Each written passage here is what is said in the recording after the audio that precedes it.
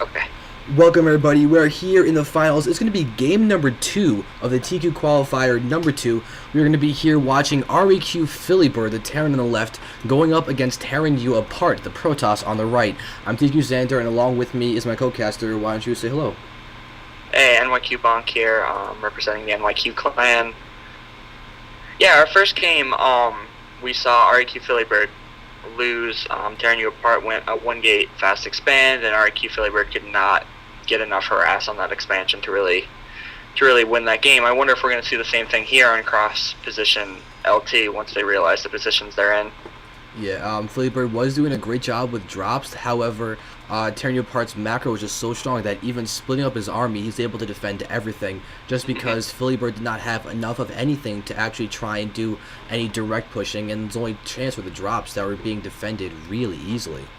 Yeah, he did not get nearly enough damage done with that drop. So although he didn't lose anything, it just really didn't do anything to hurt our Protoss player. So REQPhiliBird, he picked this map, right? Yeah, losers pick map, and that was it was definitely Philibird's choice.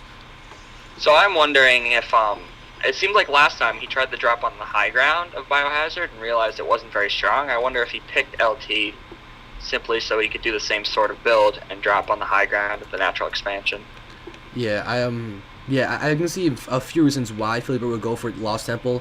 One of the things would be the ease of a natural expansion and the defending of that. Being a Terran player, you can obviously turtle very effectively, and then you have a very quick third gold expo. If you do wish to go for that, you've got control of the watchtower, so you can be able to see if anything's being coming. It's a very visible and defensible map for any Terran player out there. So it's a very logical choice in that respect, and it's also a very well-known map, as anyone who played Brood War or Warcraft 3 even actually is aware of how this map works, and so you can feel very comfortable as you know the map very well. Definitely. We're going to see the scouts getting in. They're not going to see too much. Pretty standard openings by both players so far. Yep. And Philibird might end up being able to take out this probe, it seems. Ooh, that is some decent micro, but it looks like the probe has seen its final day. Yeah. He didn't really get anything from that scout. Just saw that, he took 1 gas. Nothing. Yeah. Nothing he could really learn from that. He might think that because there was no second refinement, that there might not be any risk for Banshees or anything. But really, with Philibird's play, it's mainly it doesn't really rely on Banshees or really anything. It's just sort of Marine Marauder and back. Yeah, he seems like a very drop-oriented player, which is definitely annoying to deal with as a Protoss. Looks like Philibird's now going to get in and then scout. Notice a second gas has not been taken, so he's probably going to assume the same 1-gate fast expand build. Terranuapart has actually oversaturated his gas by at least 1 probe, maybe 2. Now it looks like it's only 1. Yeah, it's only 1 extra one.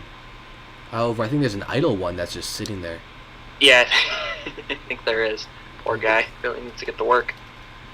No, they're actually not idle. It's just a really close, similar, so you can actually have 1 guy waiting normally, even when you have 3 guys in there. That's what it actually is. Yeah. Philibird it looks like he's going for the same exact build, to be honest. Some Hellions are coming out. He's getting his starport down. Hopefully he doesn't pop block himself this time. And again, with the high ground being stronger in this map, I think if he tries to do the same type of thing, it might work out a lot better for him. Yeah, the question is he going to try and incorporate siege tanks or a Thor into it? Because that's generally a TVZ thing that you would do, but in this case, it could actually be fairly effective, assuming that all I know is that Philibird's now going to get in and seed this expo. Oh yeah, definitely. He knows exactly what's going on. And yeah, it is normally a TVZ thing, but when you see a fast expand, Terran's not going to get a Robo Bay for a little bit, so that gives you a window where he's not going to have any vision on the high ground, that he could actually do a ton of damage up there. Yeah, and we do have Philibird do some excellent management of this Hellion, getting 1 kill, damaging a few probes, but without Infernal Pre-Igniter, he did not do any hull damage to any of those probes in the middle line, but he does escape with the Hellion alive. Yeah, he got out of there in time. He did see the Robo Bay going down, so he knows the timing on that as well. So he knows what, the window he has to drop here. And it looks like REQ is deciding this game to get his natural expansion up much quicker. Yep, and yep, you got the command center all about a third of the way done. A medevac is a second medevac is being produced as this north one is coming around to do a drop. Terranuapart does not have the same vision he had from the last game, so we're gonna be able to see if he can actually handle this correctly. But he does have his forces down here at the bottom. This drop from FXOSheth could actually do some damage, but it's gonna get spotted by this probe that's going over there to build this pylon. Oh wow, yeah, this drop could do a ton of damage though. Units coming up from Terranuapart. All the probes have to be pulled. None of them killed though, which is very good. Although they're getting us around on those Hellions. Hellions are gonna go down. Stopped a bit of mining time, and he's gonna kill a pylon with 2 Marines. But other than that, I don't really think he did as much damage as he would have liked. Yeah. However, it's still gonna be okay. If assuming he escapes, okay, he does escape.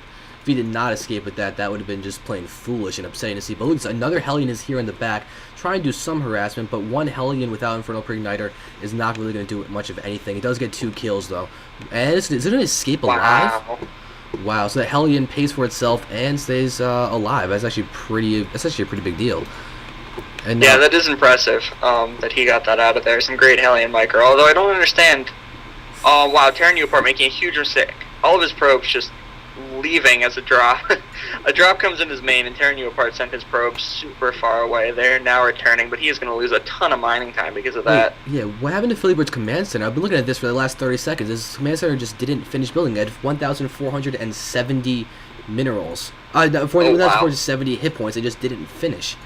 And that's what FXOSheth was just commenting on. That is weird.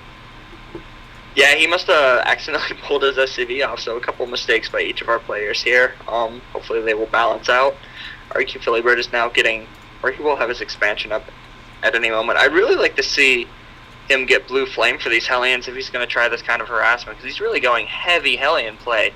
So if he had Blue Flame, it could be much more deadly. He would have gotten a ton of probe kills with those drops. Yeah, without a doubt. I mean, one of the most upsetting things that happened to me as a Protoss player is when I actually am macroing really well, and then all of a sudden my 60 probes are dead because 4 Blue Flame Hellions have been dropped into my base.